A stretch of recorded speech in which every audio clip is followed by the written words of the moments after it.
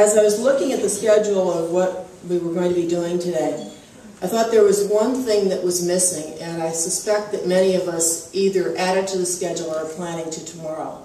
The Sisters Cemetery on campus is a place that speaks in a very important way to the history of this institution and also to the identities that were formed as a result of our education here.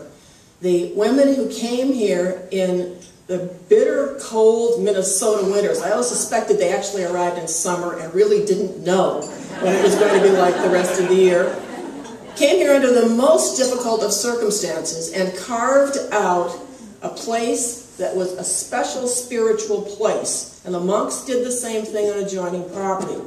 And across time, they created not simply the college, but the legacy that we're celebrating today. Many of the people who shaped our lives are buried there. And as you walk through the cemetery, from those very beginning gravestones, the women who arrived here, I believe, in 1857, through to the newer markers, what you see is a kind of life history of what it means to live out a faith commitment, even in the most difficult of circumstances. And we are the legatees of those remarkable women. Those remarkable women took on a task that I don't think many of us would take on under similar circumstances. I'm very accustomed to indoor heating, for example, and I really do like air conditioning. But they also, in the process, created expectations of us. And one of the expectations that they created of us, I think, is that the boundary on St. Benedict's High School does not end in 1973. The high school is living on in the extraordinary lives that are being lived by the graduates. If you look across this room and you look across the lives of all of those who couldn't be here today, including our classmates who have passed on, what you see are individuals whose lives, whether in the religious life or outside, reflected the ideals of those first pioneer-like women. And when you look at that very brief period that a high school was named as a high school before it was closed here officially, and just ask, what did that high school do that honored that legacy? There are women who are doctors and lawyers and judges and teachers and nurses.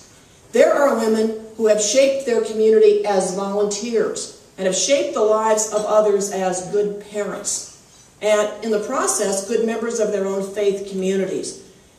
We are to some extent here, just as those who now retain the identity of the college. We are legatees of all of those early women, and I wonder if they could have had any sense that that might have been the outcome of what they had accomplished. I think we ought to pause before we leave and just say thank you to them, and to celebrate their lives and the lives of all the people who are influenced by them.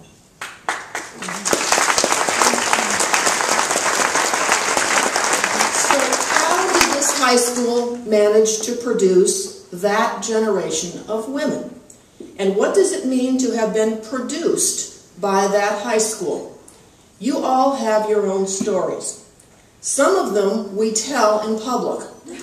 Some of them we tell in private. Some of them we only tell to others who shared those experiences. I am not here to reveal that one of my classmates who went into the convent once captured a chicken in the St. Ben's dormitory, because doing so might be a breach of faith in my friendship with her, which I cherish. I'm not here to tell you what happened when the stone was put in the door at night and some women just disappeared for some periods of time. And I'm not here to tell you what happened after lights in the stairwells. And some of it was in fact studying. I'm not here to tell you about all of the things that I found useful about college that I can't say in public, because there are people recording this through new media and it might be posted on Facebook and thereby end my career. And so I want us to engage in a pledge. All of us who know something that might potentially embarrass anyone else, could we promise that we're just going to remind them quietly of it while we're here. And we're not going to do it while anybody has new media accessible and as a result is recording it and capable of sharing it with, for example, our children and our grandchildren who have no idea that some of us, before the bus took people back and forth from St. John's, routinely snuck through the woods to go to St. John's. Now, I can tell you, hypothetically, that if anyone did that, and I'm sure it was never done by any of those of us who entered the religious life. I'm sure that my memory's faulty on that account. But I know why it is that they crossed the woods. It was to admire the cantilever suspension of St. John's Church.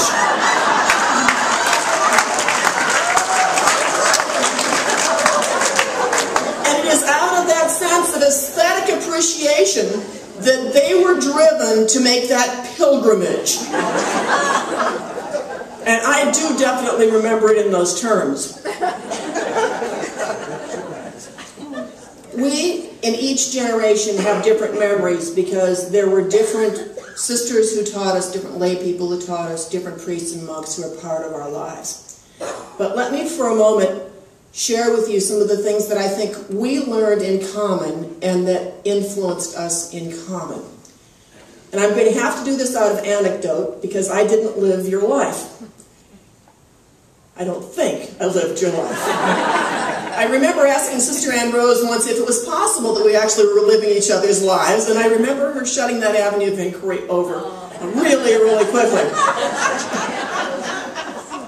First, I can't sing. I cannot carry a tune. I do remember that we had that class song, as do some of you. And I could sing that for you right now to confirm that I can't sing, but I won't do that to you. I always wanted to be able to sing. And I know we all have unmet aspirations. I always wanted to be able to sing. And so when they said there were tryouts for the chorus, I went and I tried out. And the sister who was in charge of the chorus, and I will not mention her because even suggesting that she had to listen to this is an affront to the notion that she had finely tuned hearing. And as a result, when she winced when she heard me sing, that was not an uncharitable response. That was the supreme act of will. Because the reasonable response was to shriek in pain. But she somehow detected that this freshman standing before her really wanted to be able to sing. And so she said, I will put you in the chorus if you will stand between those two girls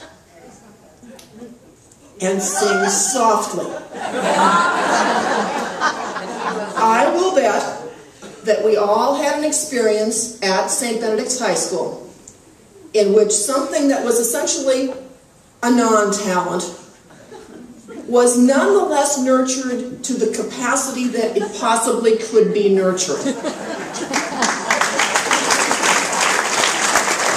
I ask you to think about those moments in which there was something that you aspired to do, but you really knew you couldn't do well, but you were given the opportunity to do, and as a result, a part of you was better. A part of you had an experience that was glorious. And I remember going to a concert where we were on the stage and there were lots of us, and I stood exactly where I was supposed to, and I sang very softly.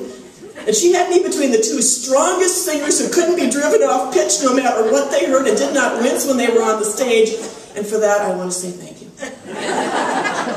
Secondly, I bet there are classes that we all took that we didn't want to take. That we just simply didn't want to take, and we were told we were supposed to take those classes.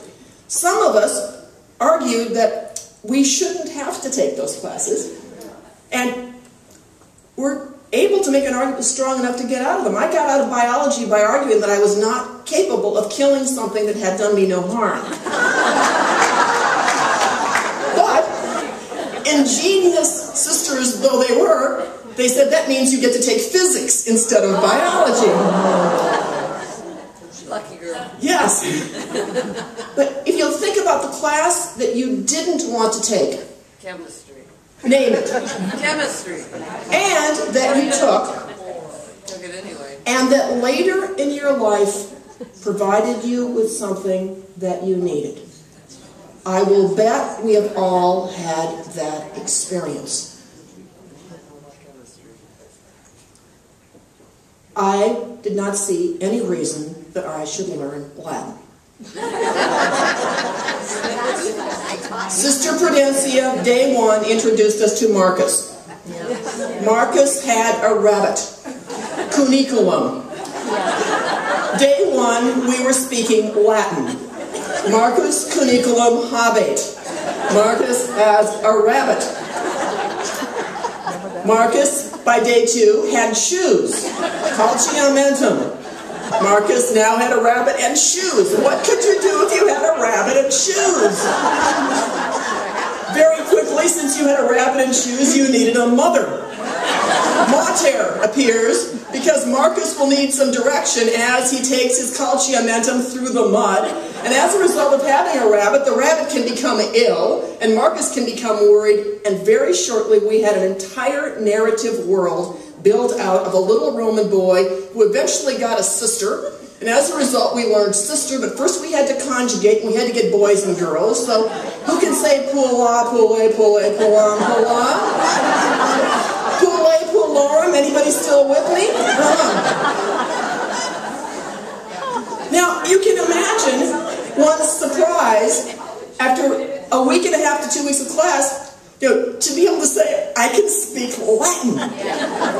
Not that anyone will speak it back to you, because all you can talk about is a child with shoes and a rabbit and a distressed mother. What is the value of taking Latin? I know you know that if you took Latin, and if you didn't, I know there's a course that you took in which you had a comparable experience. I used Latin in order to pass my doctoral comprehensive in one of my 2 languages. There were still 2 languages required for a PhD at University of Wisconsin-Madison. I didn't think I was actually ever going to use the Latin, but I took my comprehensives, got the form, and said you have to check off 2 languages. French, I'd started here, St. Ben's. Okay, I could handle French because I'd also taken it in college. Latin, I hadn't taken since I was here, in high school. But my Latin didn't end with Sister Prudencia, who did get us through the Gallic Wars. I moved into Latin 3. I don't know why. It was probably to avoid something else. And in that environment, we were translating the Aeneid. And we had already developed a reasonable command of Caesar. And I apologized publicly for this about a month and a half ago, and I'm apologizing again in the hope that the message will be carried. Because I was not a nice person when I was in high school, and some of you do know that from personal experience. Remember that vow of silence that we just mutually took? We were being taught the Aeneid from an expurgated copy of the Aeneid. That is, whole passages were not there. You can guess which passages were not there. The passages that were not there tended to occur when gods or goddesses took interest in human beings who were reclining near beaches in bowers. Because Sister Coleman had been teaching us English, and because I was asking questions that she thought were better answered elsewhere, and it sent me to the college English course, I was overtaking college English, which came with a library card to the college library. I took my library card, I went to the college library, I checked out the unexpurgated version of the Aeneid, and I laid low in class until we got to one of those moments in which there were ellipses. And the way you got called in class by Sister Romaine was to look as if you were unprepared. So, with as much dexterity as I could marshal, I tried to look as if I were unprepared. I looked down, I shuffled, because I was waiting. There were, as I recall, 4 of us in that class, and Sister Romaine. And Sister Romaine was an extraordinarily good teacher. We were learning this stuff, which means I could translate that stuff that I had picked up in the college library. I waited. She saw that I was unprepared. Acting was never one of my real skills, but that one I had nailed, and she called on me, and I took a deep breath. And as quickly as possible, I made the transition, and began translating into those sections. Sister Romaine, I apologize. What does this have to do with Saint Benedict's preparing me later in life? There are words in those sections that are not in the high school translation that have to do with intimate relations, shall we say, euphemistically. My doctoral dissertation is on the papal birth control encyclical Humanae Vitae, where I retranslated the encyclical and made the argument that it was mistranslated into Romance languages. It originated in French when Gustave Martelet wrote it, and as a result, in French was translated into Latin. You'd think that would be an easy translation because they're cognate languages, but it was mistranslated. And then, out of the mistranslated Latin, it comes back into French, English, and Spanish, and it is incorrect. That is, the original version, which is what the Pope intended to say, presumably, now is coming back through this mistranslation into these other languages, and in part, the dissent over Humanae Vitae, which wrecked the Catholic Church, is based on a mistranslation. In part it's not, but in part it is. And the part that is mistaken, that is, the part in which the dissent was illegitimate, was the part that accused the Pope of sexism, because he had said, according to the translation, that human life is transmitted. And he never said transmitted. It wasn't transmitere, it was procreandum in the original. And in the original, that means you've got co-creative pressures. Man and woman are co-creating. And as a result, there's nothing sexist about that language. You can make other cases about the Pope on other grounds, but you couldn't make it there. I knew those kinds of words because I had looked at those passages in the Aeneid, and because when Sister Prudencia had taught us Latin, she had taught us with great care. And Marcus had a cuniculum. He had a rat. He didn't have a hare. He didn't have a cat. And I remember her saying, and he certainly didn't have a donkey. Well, the Pope meant one thing, and it's translated incorrectly out of the Latin. And as a result, I got a doctoral dissertation out of that. What did Saint Benedict do to prepare me? First, I took Latin, although it was not my choice of what to do at the age of 13, when I assumed I knew everything that was best for me. And it certainly never occurred to me, one, that I would be able to pass my doctoral language exam with absolutely no additional preparation. Having, at the last time I'd had Latin, had it with Sister Romaine. And it didn't occur to me that I'd use it again in my doctoral dissertation. Now fill in all those experiences that you had with classes you didn't want to take, that were good for you, and that as a result benefited you later in life. I'll bet there are people here who are in a career they could not have been in had they not taken those courses, and had they not been taken with people who were brilliant teachers. We were taught extraordinarily well. Yeah. I don't think there was a better high school education, and I'll tell you why I think that.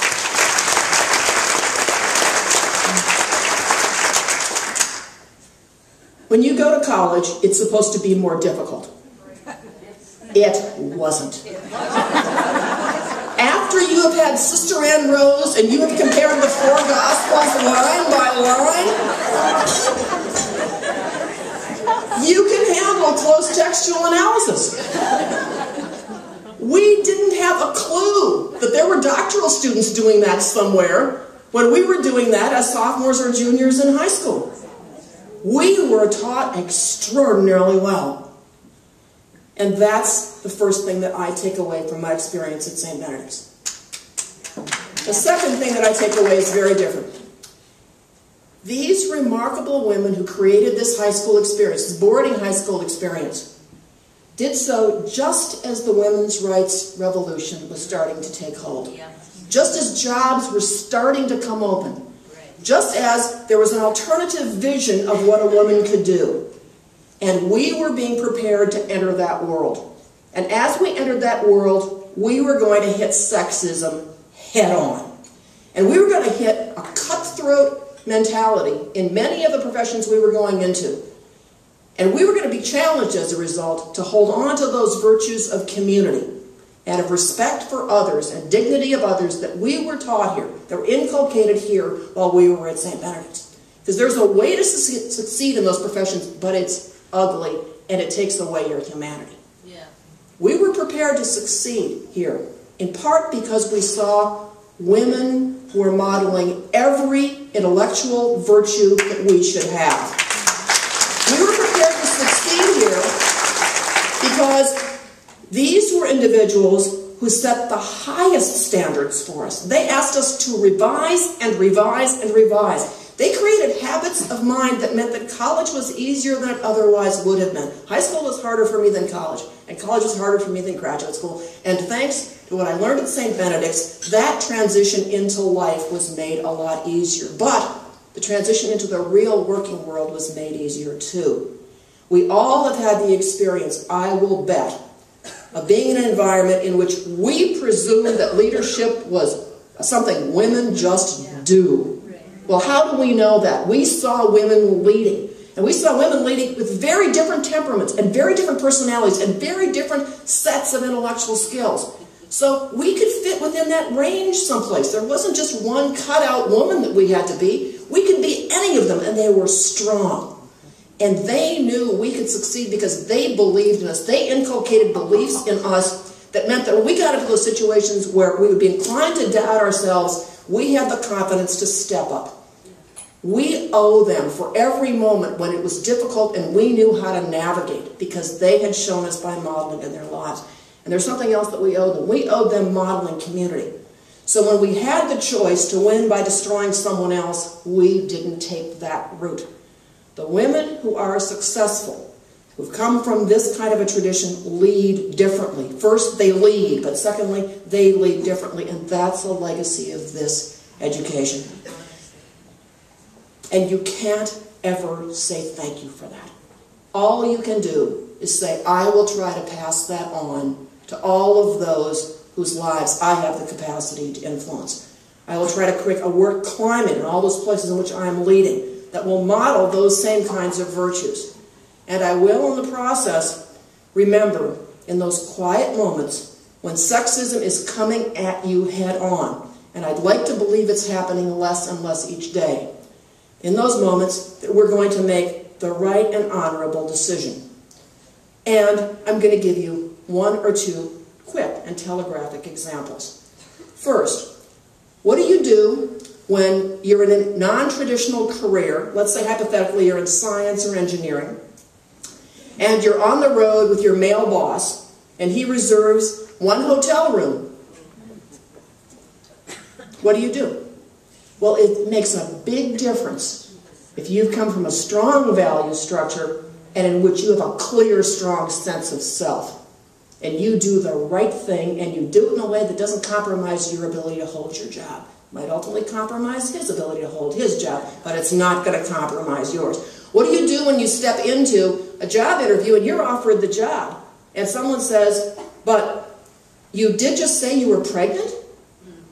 And this is 1970, and you are, and there are no legal protections for a pregnant woman. Married pregnant woman, by the way. I did marry first before I got pregnant. And a person stands up and says, we don't hire pregnant women at the University of Maryland in 1970. What do? If you come from Saint Benedict's, you say, well, that's good because I refuse to be hired by people who don't hire pregnant women, and you walk out the door. This high school experience, an all-female experience, which modeled leadership by showing us what it meant to lead and lead in good ways, gave us capacities to navigate out of situations that a lot of other women had a lot more trouble with. And then to create a work environment in which those wouldn't be replicated for anybody else. And that's a gift that was given us as part of our legacy in this institution. And it's part of the legacy that we ought to be transferring as we transfer it forward to other generations. And I'd like to say one more thing. As you look across your life and you ask, what is it that you've accomplished? Because many of us are now older than the sisters who taught us.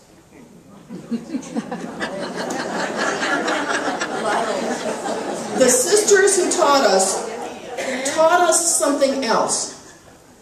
They taught us a successful model of aging. And that is a final kind of gift. Many of us are in fields in which we were the first woman who. We were the first woman who. We're now the first woman who is in 50s and 60s and 70s.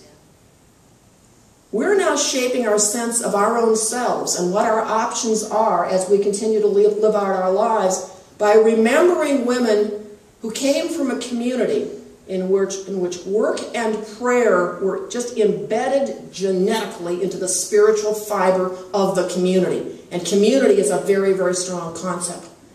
And as you look forward into the next stages of your life, we were gifted with successful models of aging. Sister Linda gave you an example of Sister Marcine, who, by the way, was the one who told my class to tell Mother Henrietta that we were freshmen green but growing. And if anybody can say Field of Golden Daffodils and not recite the rest of the poem, Sister Marcine didn't do her job. But you're seeing there an exercise in good aging, making transitions when transitions are called for, and continuing to find a way to serve. Our final gift from that high school experience and from that remarkable experience created for us by these sisters and by the people who created this high school is that we knew how to live better, fuller, richer lives, and we will continue to do so until we die, to join them in some other place that, according to Sister Ann Rose, is not necessarily completely knowable by us, but certainly will be better, but doesn't have ice cream. Thank you.